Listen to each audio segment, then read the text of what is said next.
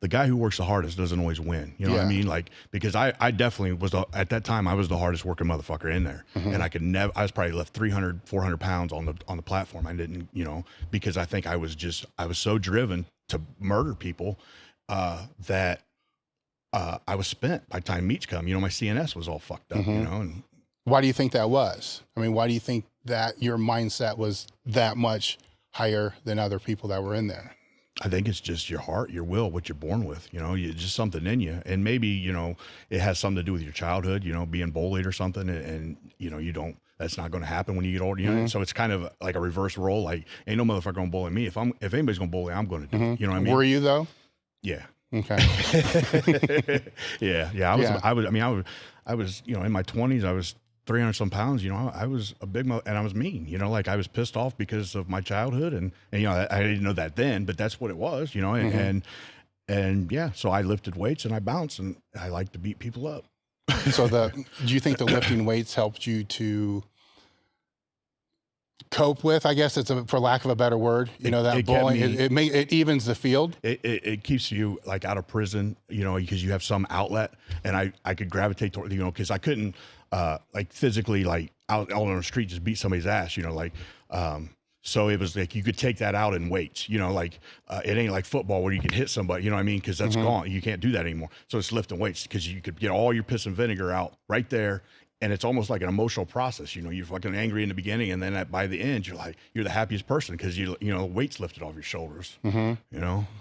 So you're bullied when you're younger. Same process again, and we're kind of talking the same thing, right? Yeah. And then at some point in time, you realize getting stronger means people are going to bully you less, right? I always will say that I became the person that everybody used to fuck with to the person nobody wanted to fuck with. Exactly. And I took a lot of pride in that. Yeah. Right. Exactly, so is that kind of the same thing that processed through your head? I would say, yeah. Yeah.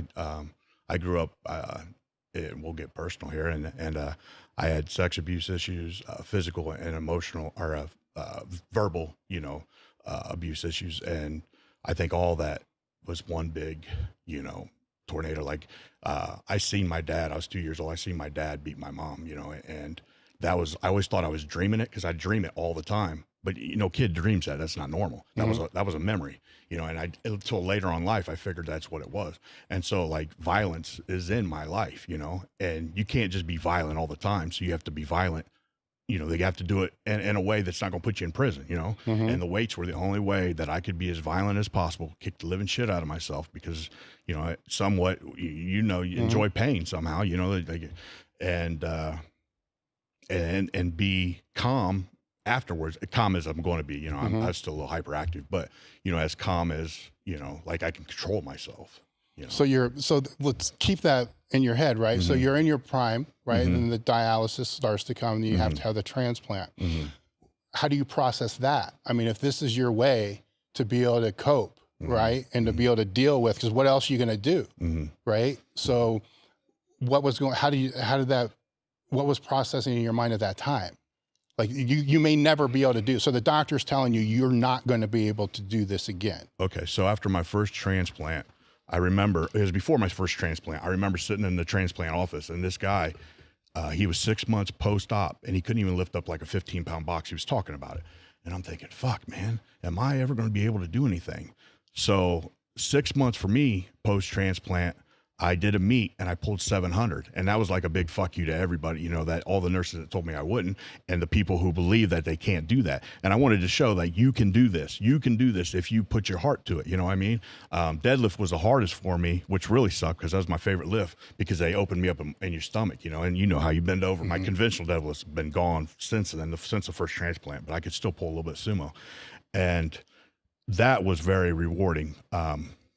I got off topic. What was the question was more around, you know, that now you have this coping mechanism, right? This passion, love, whatever we want to call it, the training, and you're being told you shouldn't do it again, right? Part of you has got to be thinking, fuck you, I'm going to do this. But then another part of you has got to be thinking, oh shit, what the fuck am I going to do if I can't do this? So I was thinking in my head, I'd rather be dead if I can't do this. So, you know, I'm thinking of ways to end it. And that's not a great way to think. So I just turned around and said, fuck it, I'm going to do this. You know, I'm coming back. You know, it may take some time. You know, I'm not in a race, even though I did rush back. But I'm, you know, they said I could lift 10 pounds, right? But they didn't say how many times. So I'd go to a local YMCA and I put 10 pounds on everything I could do. And I do 50 reps, you know. People are probably like, what the fuck? This guy's weak as fuck. But, you know, that I was happy I could do that, you know, because I just like, this is what I'm going to do, you know, like there's nothing else. You know, I'm not good at like crocheting, you know, like lifting weights is what I want to do. Even if I'm going to be a different version of myself from the past, I'm still going to be happy as I'm going to be because I'm able to lift weights, you know. Was the procedure done here in Columbus? Why the YMCA instead of Westside? I was embarrassed to go to Westside. Why? Because it was 10 pounds I was lifting. I did go to Westside a little bit and visit, and then I'd go to the YMCA right by on Valley View or whatever. And I don't know why I did that, but it was just, I don't know. I didn't want, I don't know. I guess I was embarrassed, you know, like I didn't want people to see me, my main guys see me weak. You know, I never wanted to show weakness. Yeah. And how long was that duration that you weren't there? I mean, it was on and off for 3 months. I would still show up and help them, you know, but I just couldn't, after everybody left, sometimes I would work out there too, but it was never really like why they were there. A lot of times I'd go to Westside and just walk laps around the whole thing. Because, you know, I was allowed to walk as much as possible. And that's what I think healed me, because I was up walking all day long, you know, every day trying to heal. You know, after my first transplant, you know, your stomach gets open. They say you can't walk or whatever. I walked like 20 yards. That was like a huge success for me. I have all these wires coming out and a catheter in, and I made it 20 yards, you know, and because I was just like, I was bound and determined.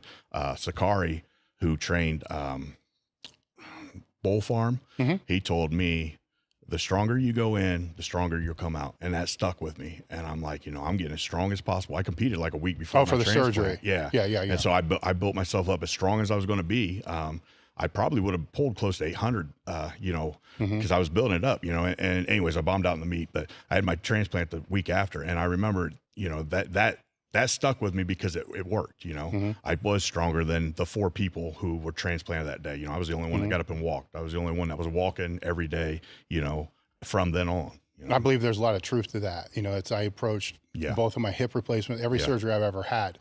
I've approached it like I'm peaking for a meet. Right.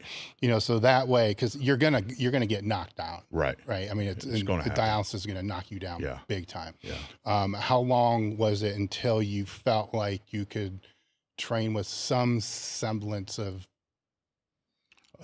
I was back fortitude. squat with those guys probably, I think it was 10 weeks post-op. I think they're supposed to be 3 months for someone normal. I always say normal, that's not Luke Edwards, you know. So yeah, about 10 weeks, 10 weeks, I was back squatting with those guys with a green band and some weight. And then it just progressively got heavier. Like the 3rd week wave, I was doing 4 plates plus a green band for sets, you know, and I was happy with that.